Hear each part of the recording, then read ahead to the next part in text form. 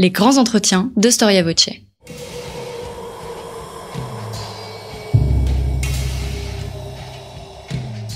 Une émission de la rédaction de Storia Voce.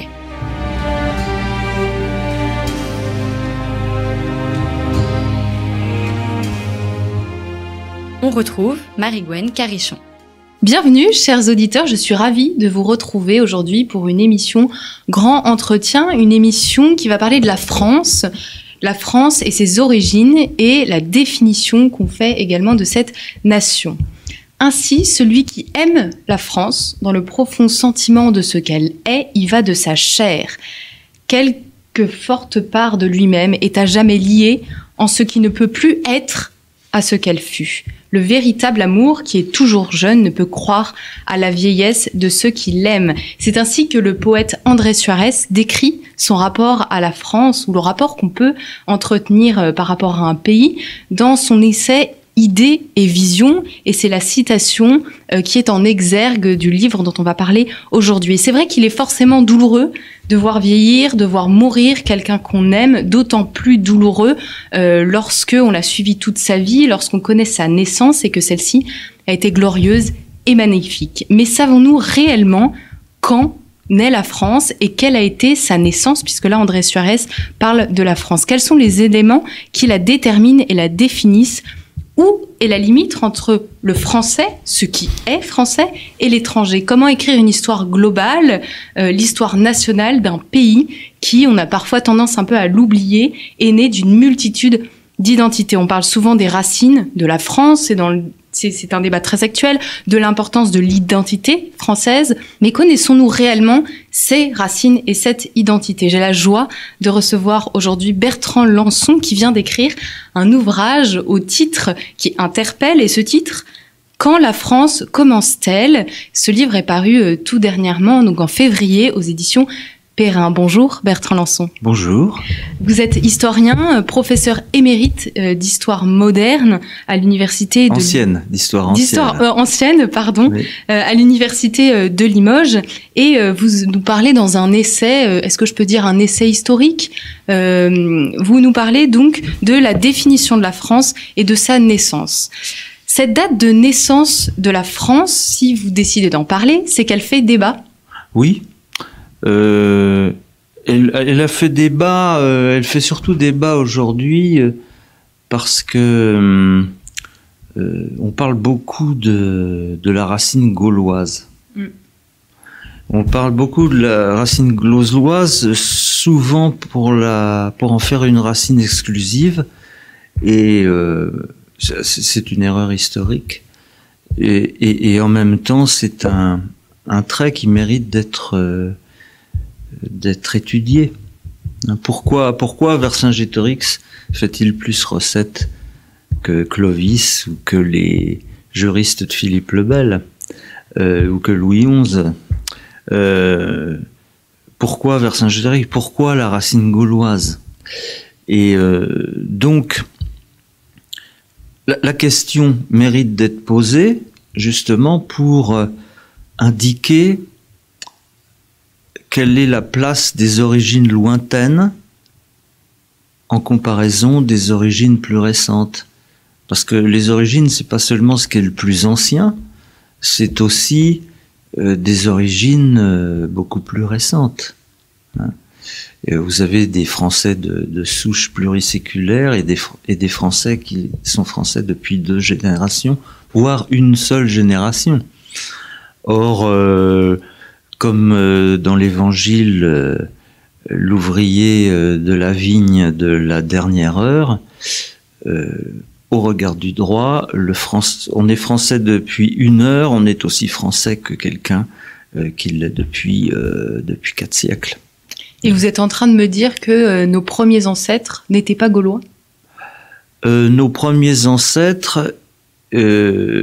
Si, les Gaulois font partie des plus anciens ancêtres, si vous voulez.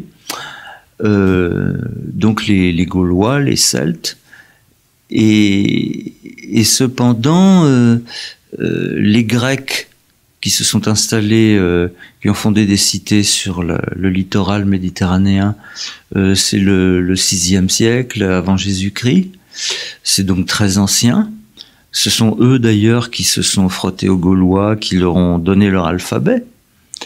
Les quelques bribes de gaulois qu'on a, de langue gauloise qu'on a sur des inscriptions, c'est en alphabet grec.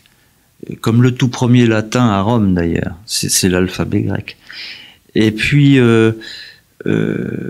après vous avez, c'est je pense un des éléments essentiels de ce livre, une de ses thèses essentielles, c'est surtout les Romains. C'est surtout les Romains qui ont donné aux Gaules un aspect à la fois urbain, à la fois institutionnel, qui fonde les conditions par lesquelles la France va pouvoir éclore au temps des Francs et des Carolingiens. Et pourquoi on a occulté cette romanité, cette origine romaine, pour se concentrer plutôt sur l'aspect gaulois, Je pense que c'est fortement lié aux conditions géopolitiques du XIXe siècle. D'abord parce que lorsque la République, je parle de la troisième, s'est instituée dans les années 70, 80, 90, c'est-à-dire les 3 dernières décennies du XIXe siècle, on a fait de Vercingétorix un résistant à l'occupant. Alors l'occupant, on pensait surtout aux Prussiens, mais Jules César apparaît comme un occupant. Donc on a construit une sorte d'origine gauloise s'opposant à la romanité conquérante et occupante. Alors que une génération après Jules César, les Gaulois sont complètement inscrits dans les circuits commerciaux de l'Occident romain. Ils ont passablement coupé leurs cheveux. Ce ne sont plus les bagarreurs en tresse et à brais qu'on veut bien décrire. Et là, ils sont entrés dans la romanité avec rapidité, peut-être pas enthousiasme, mais avec rapidité, intérêt. Et l'autre raison est peut-être que pendant la Deuxième Guerre mondiale et les années qui l'ont précédée, l'héritage romain a tellement été revendiqué par Mussolini et le fascisme que se proclamer héritier de Rome avait quelque chose d'embarrassant, si je puis dire, pour une république démocratique. Et pourquoi on parlait pas de francs alors ? À quel moment voulez-vous parler ? Dans les origines, on insiste plus sur le fait que les Français sont des Gaulois, oui, plutôt que sur le fait que les Français aient des origines romaines ou des origines franques. Et pourquoi ? Oui. Alors ça, je pense que Astérix y est pour beaucoup. Goscinny et Uderzo ont créé leur héros en plein début de l'ère gaulienne, au moment où le général de Gaulle avait retiré la France du commandement intégré de l'OTAN, et en quelque sorte les irréductibles gaulois sont des figures gauliennes. Et cependant, si on lit bien les albums d'Astérix, ils sont très en relation avec Jules César, ils le tirent de nombreux mauvais pas.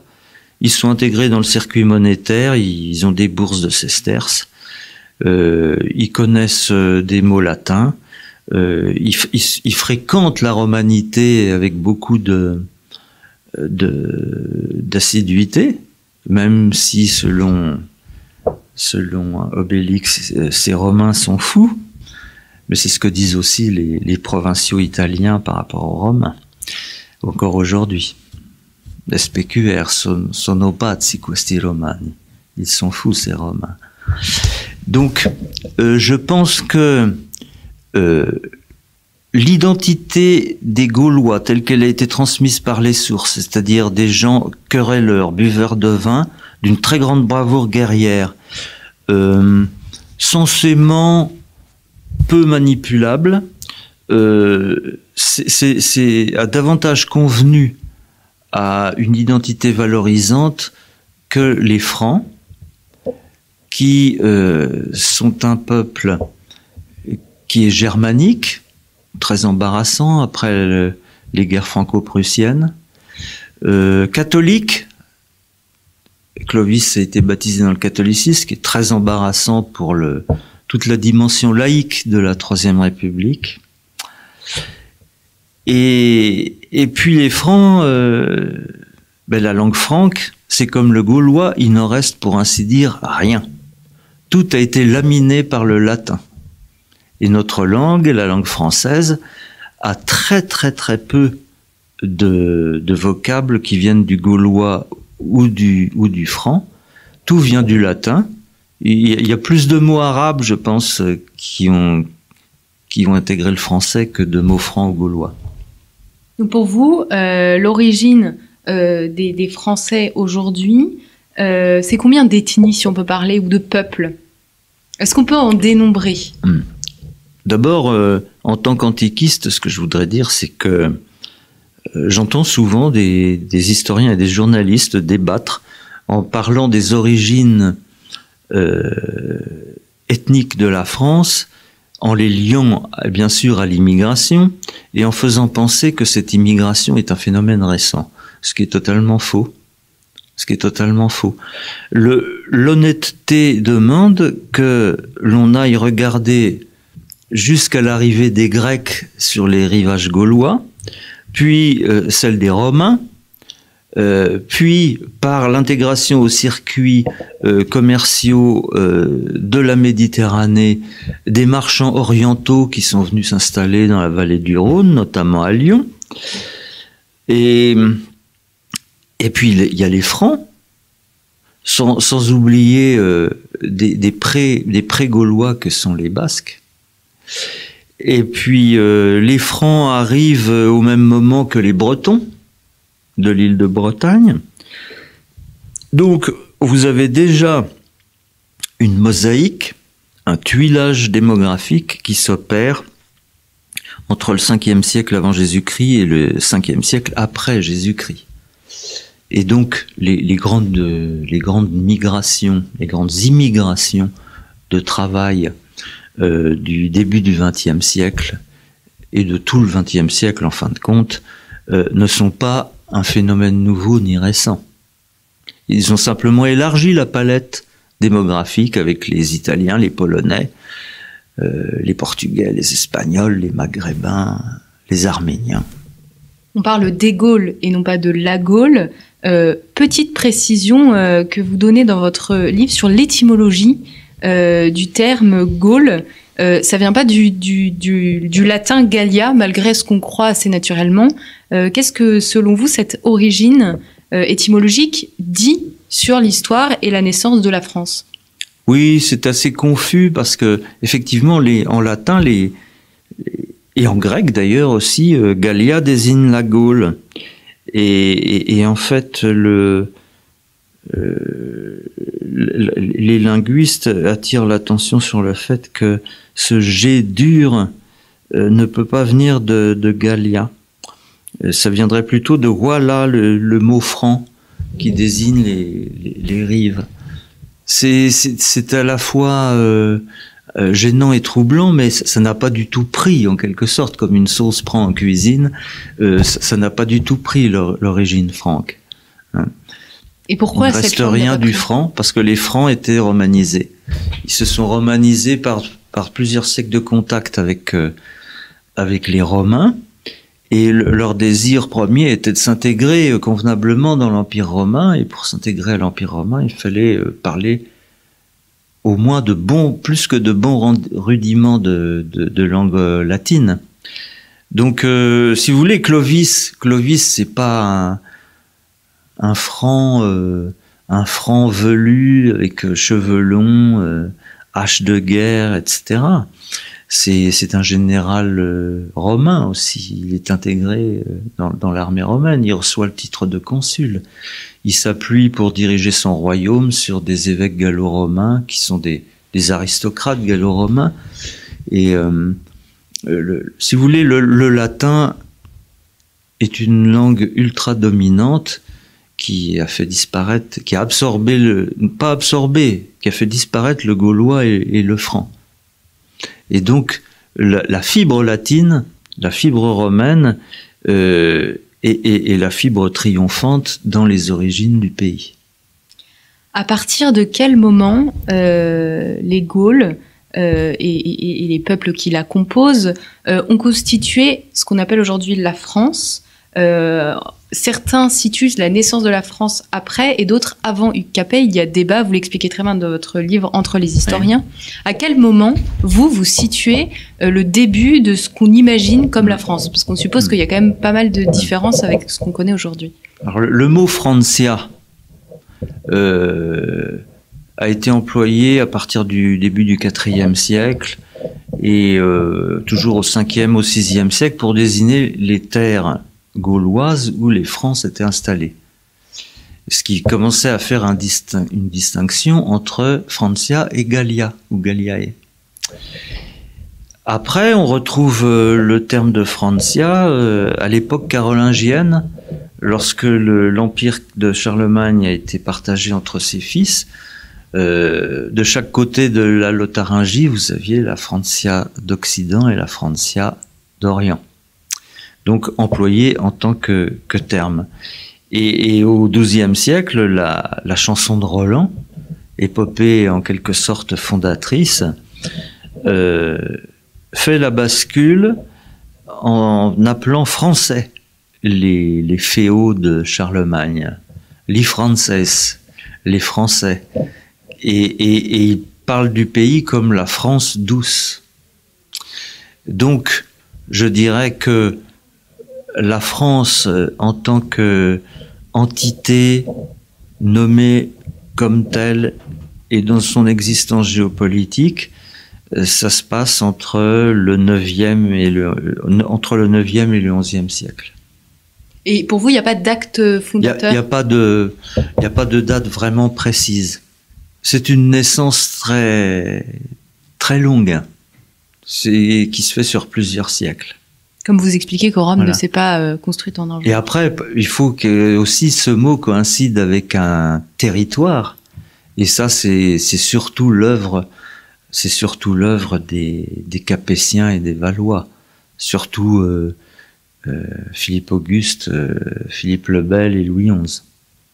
Quelle est la première fois, le premier document sur lequel on lit une mention en français?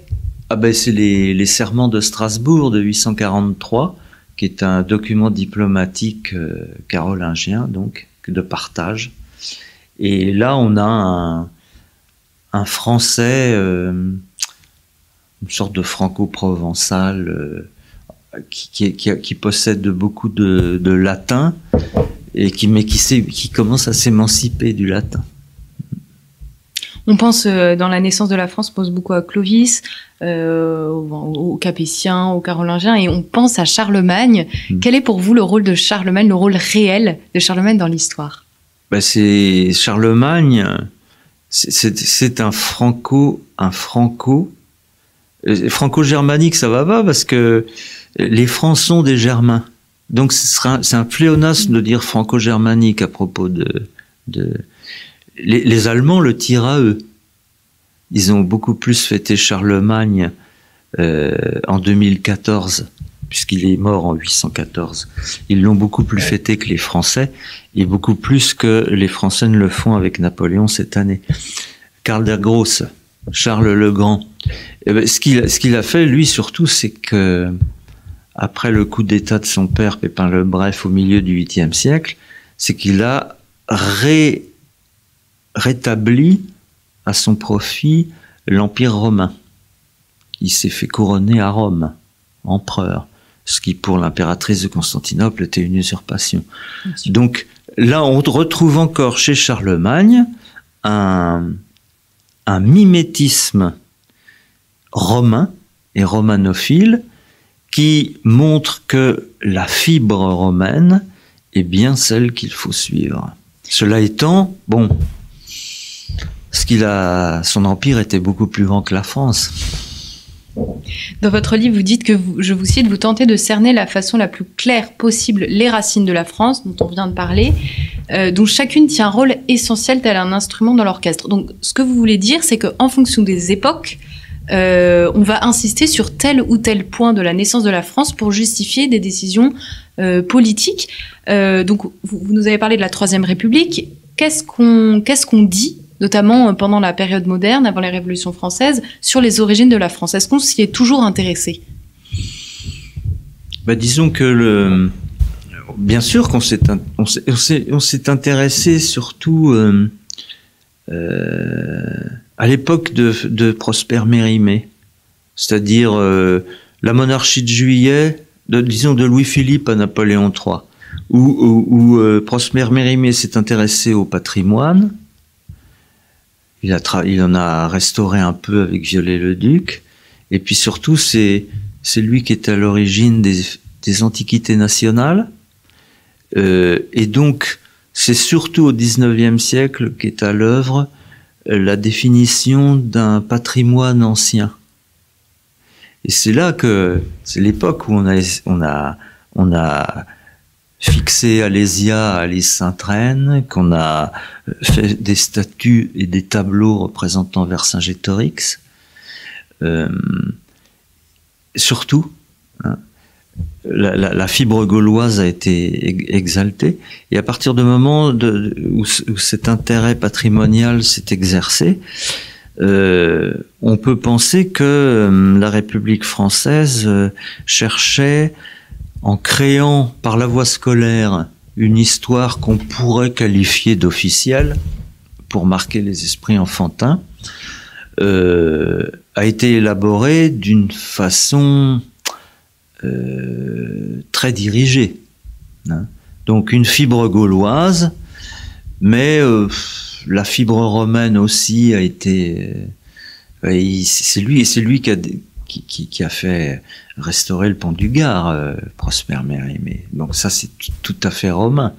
Mais c'est aussi une façon de s'enorgueillir. Les Anglais, par exemple, valorisent énormément leur patrimoine romain. Ils en ont beaucoup. Beaucoup de camps romains, de monuments romains, ils les valorisent sans en faire non plus une identité. Mais c'est là où la notion de patrimoine peut être ambiguë, parce qu'on peut tirer le patrimoine à U et à dia, en faire un critère un peu rigide d'identité, ou en faire simplement une richesse qui nous renseigne sur notre passé. Oui, et avant la Révolution? Avant la Révolution, écoutez, depuis la Renaissance et jusqu'à la Révolution, on s'intéresse beaucoup aux textes anciens. Hein, Montaigne dit qu'il vit dans la compagnie des anciens, parce qu'ils sont tous dans sa librairie, c'est-à-dire sa bibliothèque. On sait que Napoléon Bonaparte était friand de Tacite et des auteurs latins, et que le régime du consulat puis de l'Empire tient d'une manière onomastique énormément de la République romaine.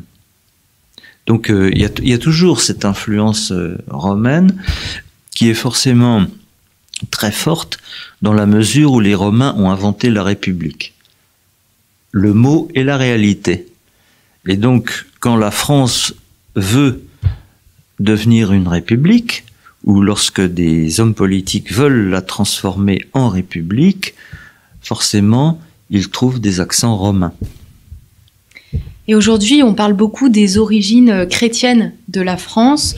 Sous la Troisième République, c'est assez paradoxal, et vous soulignez ce paradoxe. Même sous la Troisième République, on célèbre Jeanne d'Arc. Est-ce que on peut dire que c'est...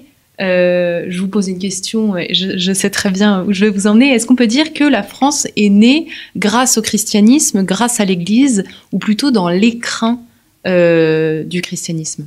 Oui, c'est ça. La France s'est dessinée dans un écrin géopolitique et institutionnel où les figures dominantes étaient les évêques chrétiens, Et du fait de l'adhésion de Clovis à l'orthodoxie de Nicée, c'est-à-dire au catholicisme, c'est le premier roi barbare, entre guillemets, à être baptisé dans le catholicisme. Les autres étaient ariens. Et donc, ça lui a donné une relation privilégiée avec la Rome pontificale et avec le pape. C'est d'ailleurs, grosso modo, pour cette raison que la France est devenue la fille aînée de l'Église. C'est parce qu'elle est le premier royaume occidental à avoir adhéré au catholicisme.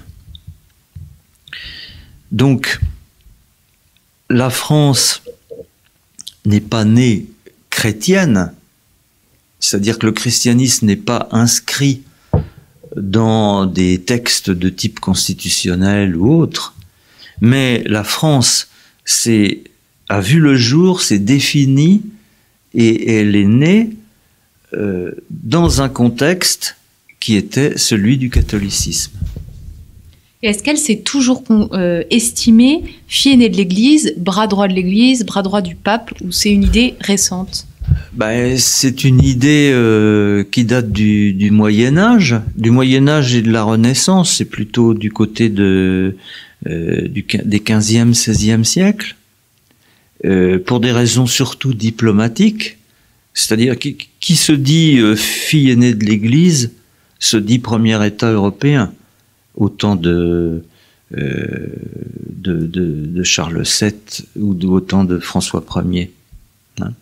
Ça donne une primauté à la France par le catholicisme, mais c'est quelque chose de très diplomatique, parce que il y a aussi un autre trait français de l'époque royale, c'est le gallicanisme, qui veut imposer l'autorité du roi de France par rapport aux décisions du pape et s'éloigner du pape. Et en quelque sorte, le triomphe absolu du gallicanisme, c'est Bonaparte imposant son autorité au pape. On a parlé donc des origines, des peuples, de la langue, de la religion, et on oublie presque le plus important. La France, c'est une géographie. Comment vous définissez cette géographie par rapport à la France? Est-ce qu'elle évolue beaucoup, et est-ce qu'elle est essentielle pour définir cette France des origines à nos jours? Dans ce que j'ai appelé en sous-titre un essai de francoscopie, je crois que les seules personnes que j'égratigne un tant soit peu, ce sont les géographes qui ont, à partir des années 80 du XXe siècle, tiré la géographie vers l'abstraction, vers une discipline plus sociologique, plus statisticienne, en s'éloignant du sol, de la géologie, des paysages, pour aller vers l'évaluation de flux. Et il me semble que ils ont ainsi provoqué, par leur influence sur les programmes scolaires et universitaires, une sorte de déréalisation du rapport des Français avec leur sol. Perte de repères géographiques, les bassins fluviaux, les bassins sédimentaires. Les Français se trouvent vivre depuis 20-30 ans dans des paysages qu'ils ne savent plus interpréter, ni lire, ni comprendre. Ils ont une connaissance devenue beaucoup plus floue des toponymes, des noms de régions. Les blasons locaux et les noms anciens des provinces se sont évanouis au profit de logos impersonnels. Je pense que ce défaut de rapport géographique charnel avec les paysages, le dernier grand Français à avoir eu un rapport charnel très très fort avec le pays, c'est De Gaulle. De Gaulle qui décrit les ondulations de la Champagne telles qu'il voit comme l'essence même de la France. Alors, il peut y avoir un excès dans le fait de puiser dans la nature pour définir une identité, Mais il est de fait que la France est aussi variée géographiquement qu'elle l'est démographiquement et par ses origines. Et donc, de ce point de vue-là, elle est à tout point de vue une mosaïque. Et c'est un pays où on accomplit très très peu de kilomètres pour changer totalement de paysage. On peut faire une différence forte entre le nord et le sud ou l'est et l'ouest d'un simple département. On n'est plus dans les mêmes régions. Et donc, je crois qu'il y a une sorte d'atavisme et un rapport charnel qui s'est un peu perdu. Peut-être aussi avec l'excroissance de ce qu'on appelle la culture urbaine, où il n'y a plus d'autres paysages que l'urbain. Est-ce que, aux origines de la France, le peuple s'est avant tout attaché au sol avant de s'attacher à l'idée, ou cet attachement s'est fait en symbiose? Bon, alors il y avait beaucoup de mobilité dans l'Empire romain, mais après on a une période dite féodale où qui est aussi celle du servage, et où les paysans sont fixés au sol et en quelque sorte n'ont pas le droit d'en bouger. Et ça, c'était l'époque d'un très grand fractionnement aussi. Si la France s'est construite, c'est effectivement en contrevenance à la fragmentation féodale. Il s'agissait de regrouper des fiefs pour en faire des unités plus grandes et les annexer au domaine royal. La question, mais c'est probablement difficile à discerner. C'est en fait, et c'est ce que vous essayez de définir dans votre ouvrage, comment les Français se définissaient donc aux origines de la France. Est-ce qu'ils se définissaient comme appartenant à la même terre, sachant que c'est un ensemble de pays ou un attachement au même État? Est-ce qu'on sait comment ces Français se définissaient au premier Ils ont longtemps été les sujets d'un roi. Les sujets d'un roi qui était à la tête du royaume de France. Et ce qu'a apporté la République en France, c'est la notion de citoyenneté. À partir du moment où vous avez la citoyenneté, vous avez une appartenance de type républicain au pays. Et puis après, vous avez la carte d'identité qui est beaucoup plus récente et qui vous définit comme citoyen français et même sur le passeport aujourd'hui européen. Bertrand Lançon, vous exprimez l'idée dans votre introduction que vous voulez questionner. Donc, vous parlez du commencement de la France. Donc, on a beaucoup parlé des origines, du début de la France. Donc, vous nous dites que c'est très difficile de trouver un moment fondateur, même si ça aide pour apprendre l'histoire, bien sûr, de savoir, de connaître Clovis, Charlemagne et Jeanne d'Arc. Mais vous questionnez également la perception que les Français ont de leur appartenance à leur identité. Quelle est la limite, en fait, entre le français et l'étranger? Il y a des éléments de réponse qu'on peut trouver dans l'histoire. Quels sont-ils, selon vous? Alors, la langue joue un rôle très, très important. Se dire français en tant que locuteur de la langue française, ça n'est pas rien. La langue française, c'est une sorte de patrie. Et je m'explique. Si vous lisez les interviews des 10 ou 15 écrivains français les plus connus et qui sont tous d'origine étrangère, Hector Bianchotti, François Scheng, Andrei Makin ou autres, il y en a beaucoup. Tous se sont sentis devenus français en lisant un livre de la littérature française et par la pratique de la langue française. Et donc, je pense que dans le rayonnement français, mais aussi dans j'aime pas le mot identité parce que ça veut dire le même. Et justement, c'est une langue commune, certes, mais si vous lisez les écrivains créoles de grand talent comme de Pestre, Glissant, Césaire et autres. Il y a un français créolisé magnifique, et en fait, c'est une identité française, mais c'est pas un français c'est un français enrichi, je dirais. Ouais. Donc, il y a la langue. Il y a aussi les générations. Je pense que l'identité française, ou le sentiment de se sentir français, n'est pas le même suivant les régions, suivant les générations, et même suivant les catégories sociales. Pourquoi ? Parce que, qu'on le veuille ou non, la France commence en chacun de soi d'une manière passablement subjective. Vous parlez de l'enfance en introduction. Oui, c'est un néologisme que j'ai osé. L'enfance, c'est la part de l'enfance dans la constitution du sentiment français et d'être tel. J'avais trouvé ça séduisant de combiner les deux vocables. Et pour dire que,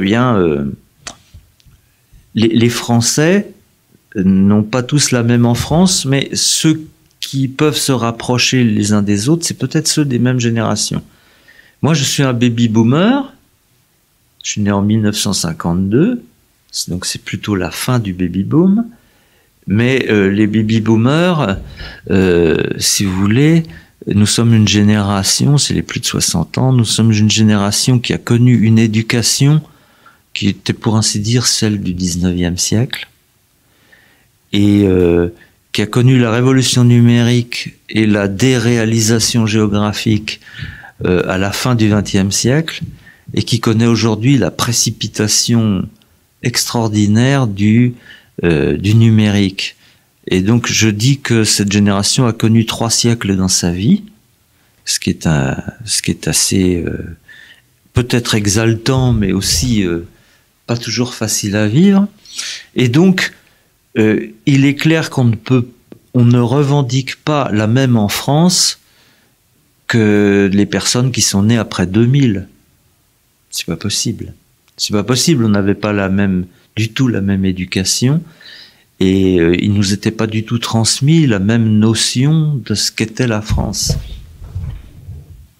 Est-ce qu'on peut dire que la France et l'identité, mais je ne sais pas quel terme employer pour remplacer cette Oui. expression que vous n'aimez pas, est-ce que cette identité française se construit notamment à partir des rêves et des idées qu'on se fait de ses origines?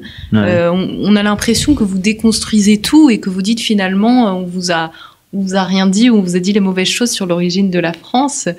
Il y a plein d'idées reçues, et elles sont reçues parce qu'il y a plein d'idées façonnées, et d'une certaine façon chaque période de l'histoire façonne les origines qui l'arrangent, ou celles qui sont propres à la conforter.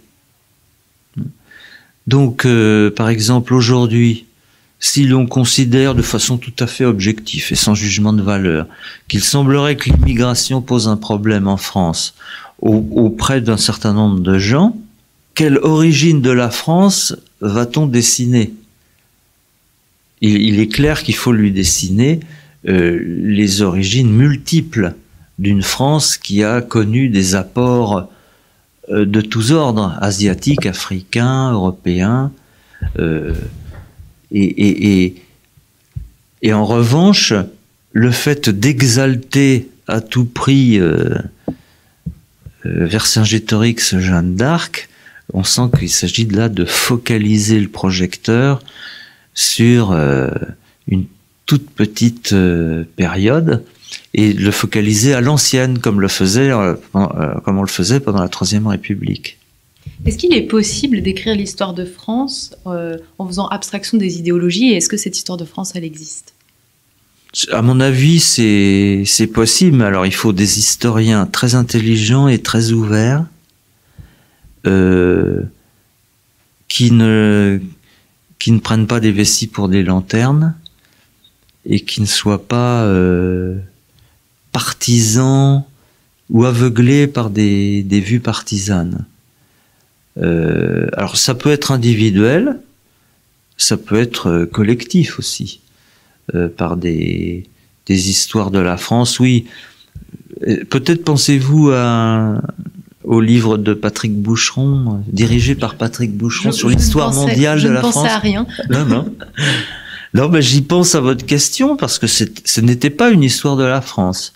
L'entreprise dirigée par Patrick Boucheron, c'était l'histoire mondiale de la France était destinée à montrer que c'était un bon principe de départ, que la France avait été fortement nourrie par des apports, disons, extérieurs. Bon, c'est vrai que si on prend Saint-Martin, qui était considéré comme extérieur, non, il n'était pas extérieur. Donc, il y avait quelques petites aberrations où, si vous voulez, un acte idéologique qui était, à mon avis, sain au départ, mais qui a eu les défauts de ses qualités. C'est-à-dire que beaucoup de gens sont tombés dessus en disant que, bah oui, il n'existe plus de France, ce n'est plus qu'un patchwork fait par l'étranger. Moi, ce qui est vraiment intéressant, à mon avis, c'est de faire que un étranger peut se sentir français. Par quel truchement peut-il se sentir français? Si ce n'est par l'accueil qu'on lui fait et par une disposition énamorée de la langue française. Oui, parce que là, vous parlez de la diversité, de la grande diversité et des divers héritages qui ont fait la France. On s'interroge quant à la capacité de nos ancêtres à unifier ces différents héritages. Est-ce que c'est le fait d'un attachement à la langue, comme vous venez de le dire, ou alors c'est un État fort qui décide d'unir ces populations, ou alors finalement c'est le temps qui fait les choses? Pour vous, quel est l'élément déterminant d'unité qui, tout au long de l'histoire de France, a fait que les peuples ont décidé de s'entendre et de ne plus se taper dessus malgré ce que veut bien en dire Goscinny? Bon, il y a eu l'autorité antiféodale de Louis XI, de Richelieu. Donc on peut dire que c'est un des moments fondateurs de l'histoire de France. Ah, ça fait partie des moments fondateurs de l'histoire du pays. Louis XI, Richelieu, l'antiféodalisme. Ça a été imposé souvent autoritairement. Mais aussi, par exemple, l'armée de l'an 2, l'armée révolutionnaire avec la mobilisation générale.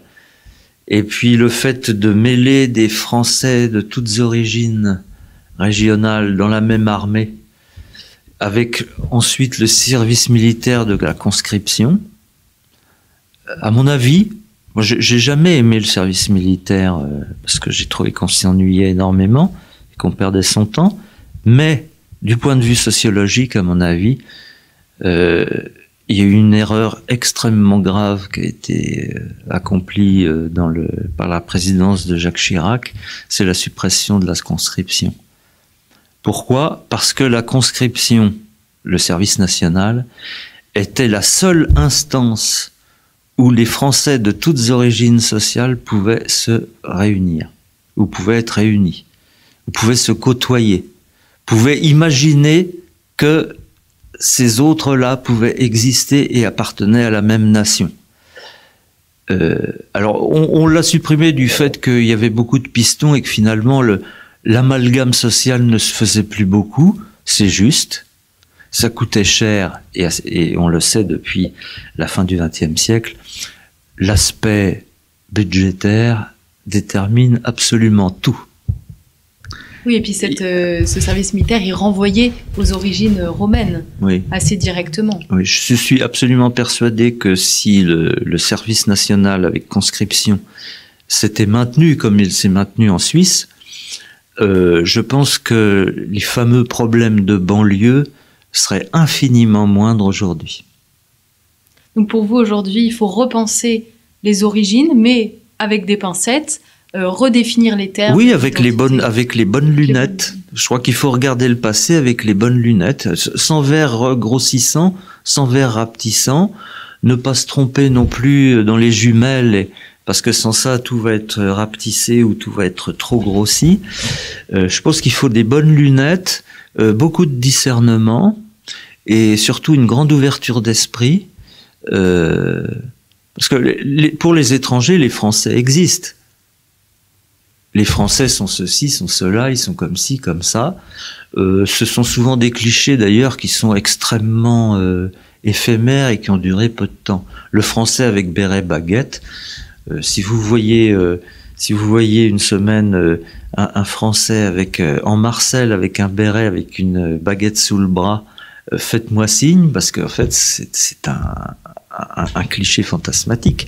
Ça a duré quelques décennies, ça n'existe plus. C'est plus ça du tout, le français.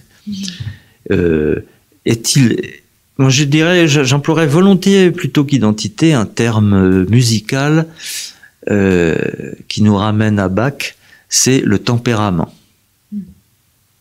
Et il y a un tempérament français qui est fait de toutes sortes de choses. Et c'est quelque chose qui est aussi qualitatif, sensitif. Mais pour ça, il faut une géographie qui nous ramène au sol. Merci beaucoup Bertrand Lancy. Je vous en prie, c'était un plaisir.